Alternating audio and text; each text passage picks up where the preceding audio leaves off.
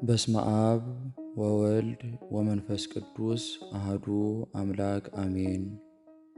ሁለቱ ሽፍቶች እንዳገኟቸው። ያን ጊዜ ሁለት ሽፍቶች በዚህች መንገድ አለፉ። አንዱ ግብፃዊ፣ አንዱ ደግሞ ዕብራዊ ነበሩ።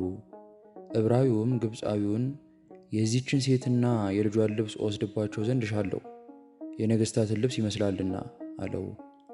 በምድረ በዳ ባገኛቸው ወስድባቸው ነበር፣ ነገር ግን በሰፈር አጠገብ ነው ያሉት አለ። ግብፃዊውም ተው እንሂድ፣ እንደዚህ ያለ ሕፃን ከተፈጠርኩ ጀምሮ አይቼ አላውቅም አለው። እንዲህ እያሉ ሲነጋገሩ ሕፃኑ ጡቱን ካፉ አውጥቶ ውሃ አጠጣው ዘንድ ወደደ። በዙሪያዬም ብመለከት ውሃ አላገኘሁም። ተነስቼም ወደ ሰፈር በመሄድ ሴቶቹ ውሃ ያጠጡት ዘንድ ለመንኋቸው።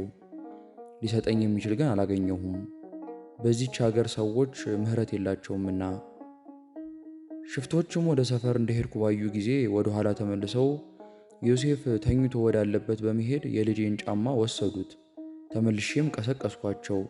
የዚህ ሀገር ሰዎች ደግነት የጎደላቸው ናቸውና እንሂድ አልኋቸው። ውሃ ፍለጋ ሄድኩ፣ የሰጠኝ ግን የለም። የልጄን ጫማ ሽፍቶች ከሚወስዱት በቀር የተጠቀምኩት ነገር የለም። ይህንንም ብዬ አለቀስኩ። የተወደደ ልጄን ልቅሶዬን አይቶ እንባዬን ከፊቴ ላይ በእጆቹ ጠረገልኝ። ትንሽ ጣቱንም ወደ ምድር አወረደ፣ የሚወርድ ውሃም መነጨ፣ ከእርሱም ጠጣን። እንደ ወተት ነጭ፣ እንደ ማርም ጣፋጭ ነበር።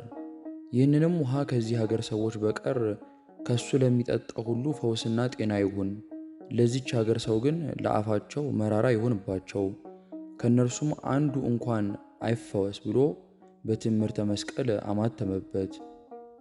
ከጻማ ንግደታ ረድኤት በረከት ተካፋይ አድርገን አሜን።